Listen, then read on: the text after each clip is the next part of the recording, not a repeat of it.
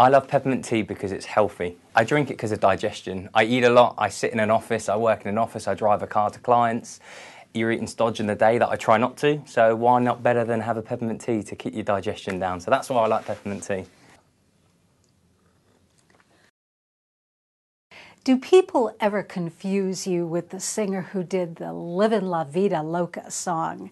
And if they do, how do you respond to that? I get mixed up with the singing pop star Ricky Martin all the time. I don't mind. In fact, I'm born Richard. I'm a Richard Martin. But I go with Ricky Martin because I work in an environment where there's lots of other recruitment people out there, lots of other consultants. And I'm trying to speak and kind of pitch my business and my personal skills to a client base. What better than going in there with Ricky Martin, because all of a sudden people know you. Most people do think you're a hip-shaking, swinging, singing kind of guy. But if you look at me, I'm not a dancer. I'm not a singer.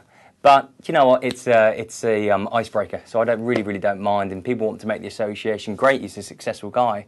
I just want them to be able to differentiate the difference between the pop person and the recruiter, Ricky Martin. Because for me, I'm all about recruitment excellence. And that name, sometimes people might think it could be a joke. And it's down to me to prove them otherwise.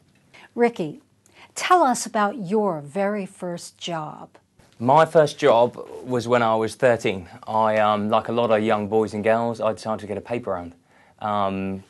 Was sick of, I didn't have an allowance from home. I wanted things, I wanted to buy things. So I got myself a paper round. I worked the morning shift because you got paid more money. So I didn't mind getting up at 5:30, 6 to do a paper round. I then decided that 5 days a week wasn't enough. So I took a Saturday and Sunday round as well.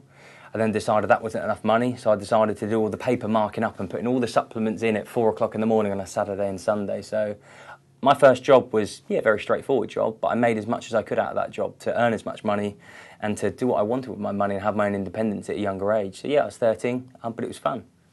What was the most important lesson that you learned from Lord Sugar? I think the most important lesson Lord Sugar has taught me so far, and I think definitely he still constantly reminds me of this. For me, it's definitely kind of actions speak a lot louder than words. I went into the Apprentice process with the kind of, I'll talk about myself all day long with this bravado, which is fine. Do you know what? There's an element of that to me. But in the serious side of business and working with people, not against people, it's not about what you say, it's about what you do. So I think that's the key thing that he's taught me is, if we're going to sit down and discuss what we're doing with our company or what ideas that we've got, I need to go there with some substance. It's not just, let's do this and throw it out there. Really, I want to have researched it, trialled it, done it, and then proposed it. And kind of there's no reason why I'd say no. When you won The Apprentice, what options did you consider in starting your own business?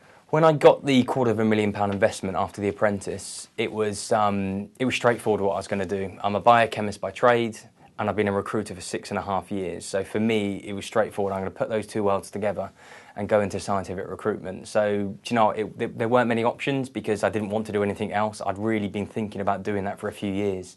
So that was the main option. And I guess the next option for me with the company, where are we going to set up from? I'd proposed something in my business plan. I had a few other options.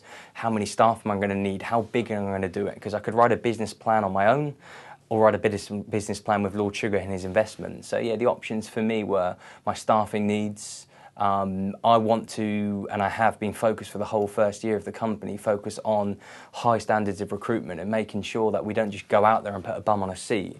We go out there and put the right person to the right job for the right long-term career. And for me, trying to find staff that share that vision and values, I think in recruitment is quite tough. But that's what I've really focused on.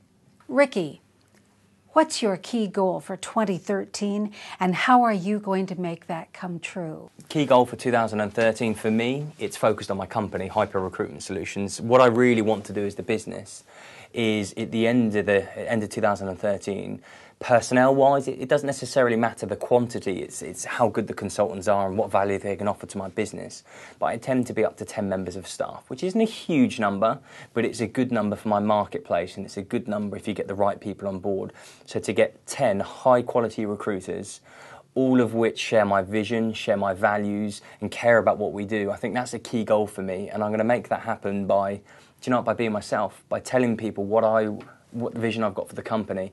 And I'm not a dictator. The company isn't just my company. It's not just Lord Sugar's company. Everyone involved in that company is a big part of that business, because any recruitment company is only as good as its weakest consultant. So for me, get the right staff, give them the right training, and introduce them to the client base, and hopefully develop the business. How did you treat yourself when you won The Apprentice? When I won The Apprentice, I can't say I did anything in particular to kind of treat myself. I think, if anything, the practicalities were I just won The Apprentice on, what was it, a Sunday?